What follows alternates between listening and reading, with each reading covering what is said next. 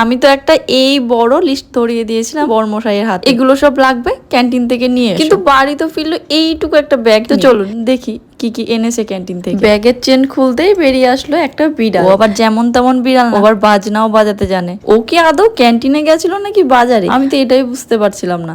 একটা তো ছিল বার্গারের প্যাকেট, তারপরে তো একের পরে ফলের প্যাকেট বেরোনোই তো শেষ হচ্ছিল না। তো চলুন ব্যাগটাকে ধরে একদম পুরো উল্টে দিই, তাহলে যা আছে একবারে বেরিয়ে যাবে। মাত্র এই কটা জিনিস, ব্যাস।